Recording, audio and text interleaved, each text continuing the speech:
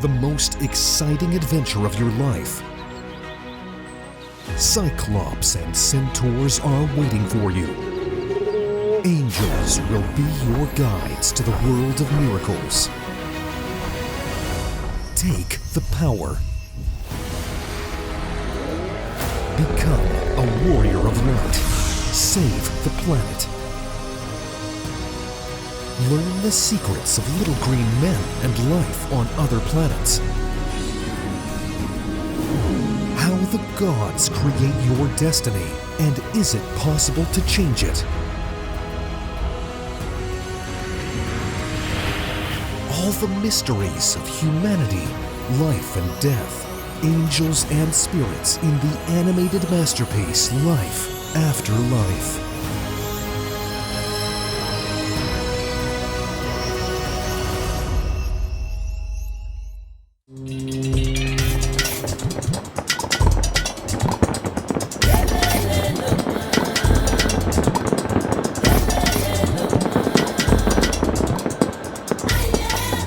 Many inhabitants of the world of the dead gathered again for another celebration on the occasion of Kajur's farewell. A joyous festivity reigned all around. Someone was playing beautiful music.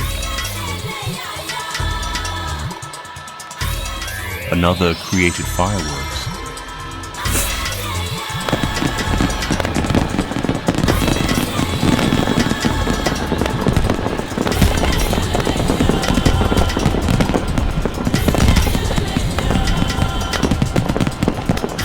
Materialized flower buds rain.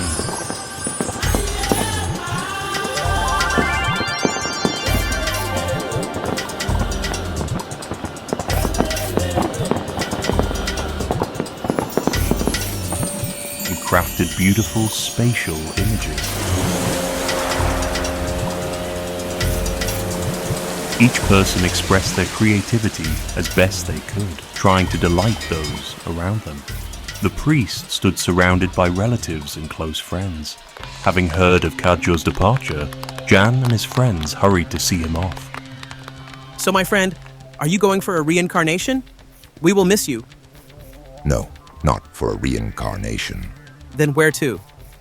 I am going to incarnate in the world of angels because during my life on Earth, I developed more the subtle bodies. Now, my human attachments and desires that kept me here in the astral body are fading, and soon I will leave it and live in a more refined mental shell. And when that shell also fulfills its purpose, I will leave the plane of angels and ascend even higher to the archangels. Later, I will reach the divine level, but I will not stay there long, as I have not fully developed my nirvanic body and have not fully awakened. I am not yet in the Atman, the divine spark of my spirit, to merge with God forever. From there, I will go to a new incarnation. Oh, how fascinating. So, while dying here, you will be born in the world of angels and gradually progress towards God? Yes, that's about right. I will shed the coarse shells like a snake sheds its old skin, and live in finer ones at higher levels. Is that because of your good karma? Karma is not quite the correct term. Of course, there are cause and effect relationships. You put your hand in the fire and get burned. But everything that happens is controlled by God. A more accurate word would be fate, meaning ordained by God. It is He who provides all the trials and blessings in life. Their purpose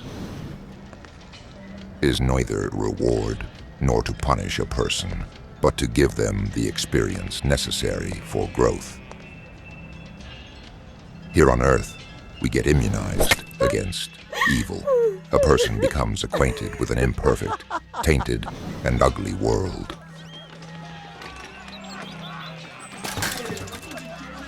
Where they face various trials, confront evil, lies, injustice, illness, impermanence, and the changing nature of all things and processes. Of course, one is here not for comfort, but for the experience of understanding and recognizing all forms of lies and evil, learning to resist them and not become their slave, liberate oneself from all filth.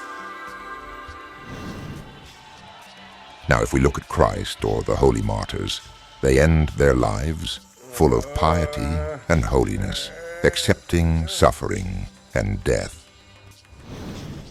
So does that mean they accumulated bad karma? Of course not. But they suffered because they opposed evil and lies, though only their bodies suffered, while their soul was in God's grace. Many of them even died with a blissful smile, heading towards God. And villains, servants of lies and evil, prosper because they live by the ugly laws of this world. They lie, deceive, engage in political games and intrigues, corruption, murder, and other forms of evil. And since they follow the ugly law of evil on earth, unlike Christ and the saints, they are well off in appearance. But their souls are torn apart by negative emotions such as fear, anger, greed, envy, resentment, and vindictiveness. And because of this, they experience constant torment inside, unlike the saints. Therefore, good karma does not speak at all of external success, but of the state of the soul, which is more valuable than all the gold in the world. That is why we often see the picture of the villain prospering and the good man suffering. For the earth itself was created in this way, imperfect, defiled by evil, for it represents God's difficult lesson, to know evil and learn to resist it, despite the monstrous faces striving to destroy anyone who strays from their grotesque laws. But the lesson for a kind person is much gentler than for a wicked one. The evildoer has the hardest role, because sooner or later, perhaps only after death, they will have to realize everything they have done before the eyes of God, before the eyes of all people, and before their awakened conscience. And this realization will be very painful. It is not without reason that Judas hanged himself, realizing he had been a toy of evil. But on the subtle plane, one cannot die before their time.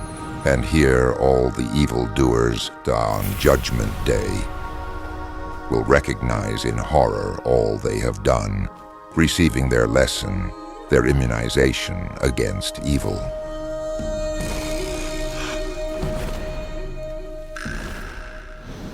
Therefore, external prosperity is not necessarily good karma, but may be a difficult lesson of God's fate, given to the soul on its path of maturation, development, and awakening. To some extent, everyone must play the role of a villain, and it is undoubtedly the hardest. It is much easier for the victim than for the executioner. But for the necessary understanding, one must also be the executioner. The sooner a person realizes this, the less time they will suffer on earth, and the sooner they will go to a better world of harmony, goodness, love, to God's right side. Can life on Earth be improved? We must strive for this, although life in physical form will always have difficulties, such as old age, illness, and needs. Currently, technological progress on Earth is actively developing, and it seems that everyone should be provided for. But in the East, alongside the growth of the economy and medicine, the birth rate also grows, and people remain poor. In the West, people begin to suffer from diseases as the environment becomes polluted. People move less and interact less with nature. Although their prosperity increases, they remain just as unhappy. People living in the wild are happier because they live in a natural, clean environment.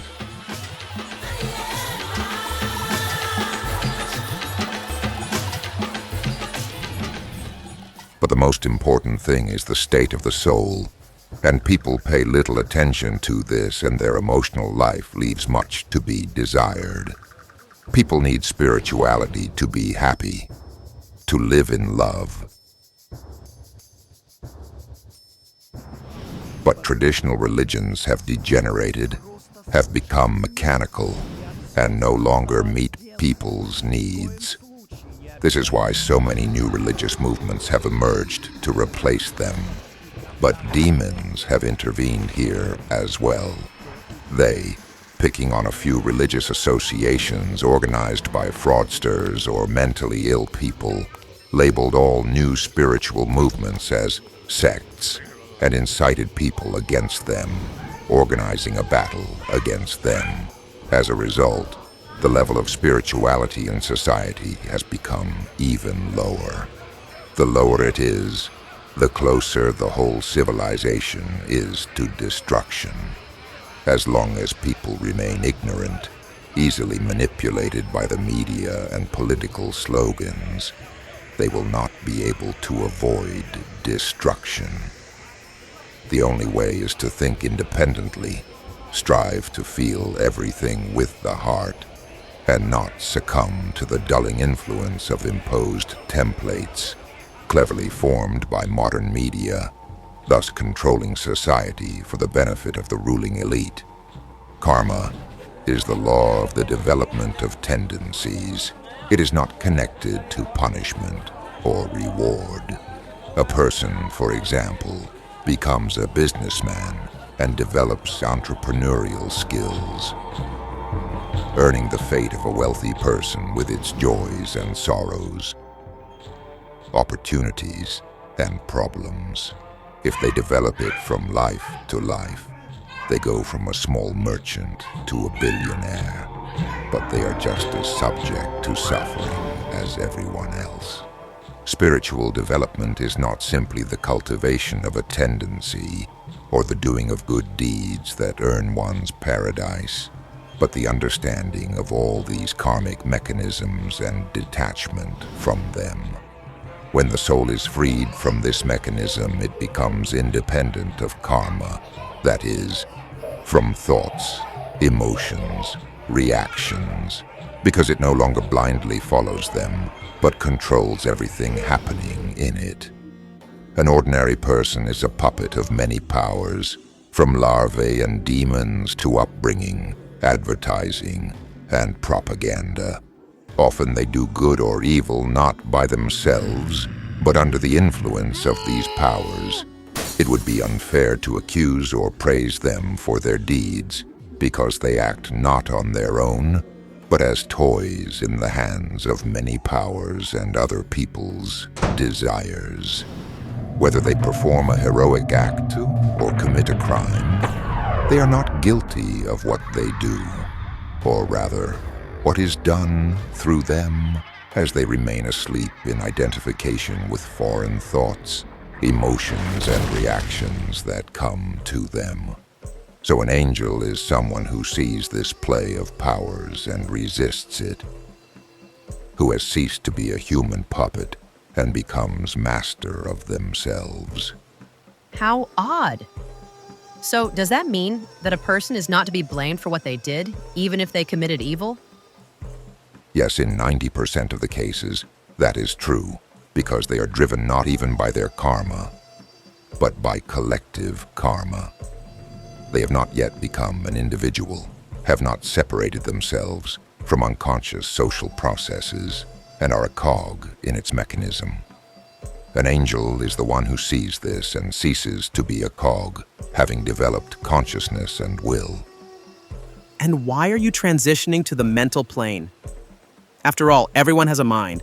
Why are we here and not on that plane? Everyone has thoughts, it's true, but hardly one knows how to control their mind. A person is not able to stop these thoughts. They consider any of them their own, not realizing that they are merely guests in their head. They do not control their minds or live by it. They live by imposed patterns, other people's stereotypes, opinions, and propaganda. and only the one who has mastered their mind, develops the mental body, can reach the world of angels, as they no longer succumb to evil and are not puppets of dark forces.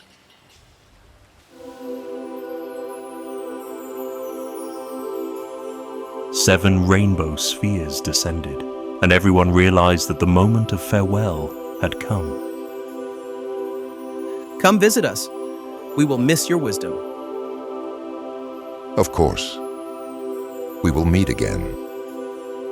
With the hands in the Namaste gesture, Kajur said goodbye to everyone.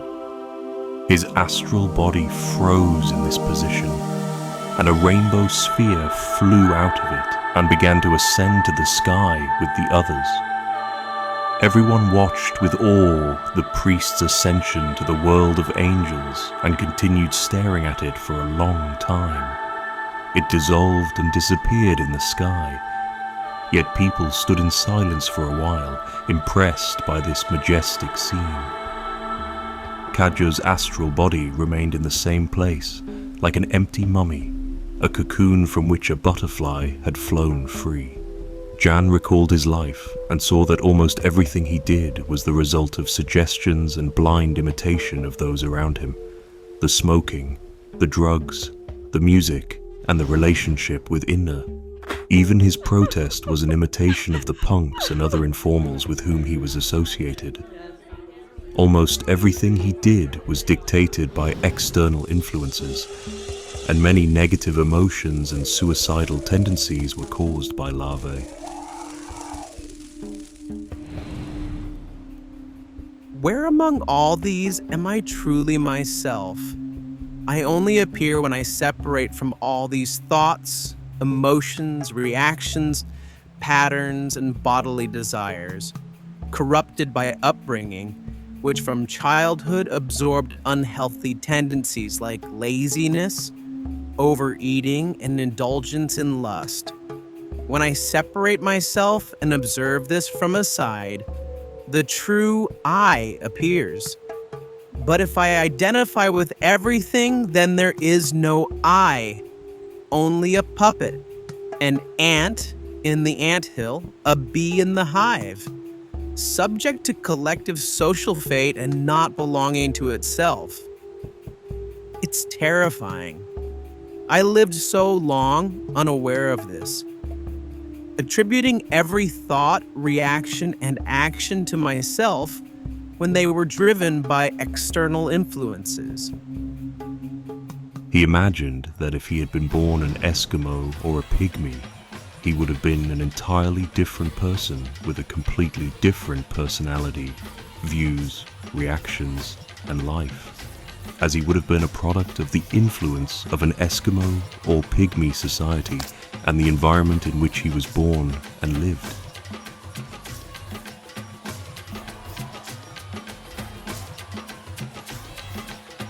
Not to mention what he would be like if he were born an animal in a pack or herd. He saw that everything he considered himself to be was shaped by the environment in which he was raised.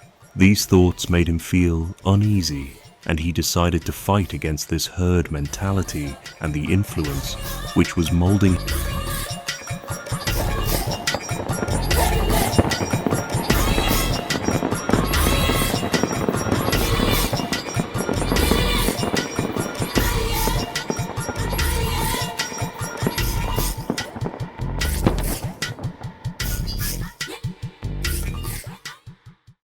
In our extreme times, when the fate of the entire planet is at stake, it is crucial for the knowledge of angels and benevolent spirits to spread as quickly as possible, globally, and reach thousands of people.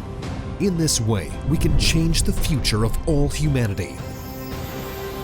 Which is why we are addressing you, dear soul of light.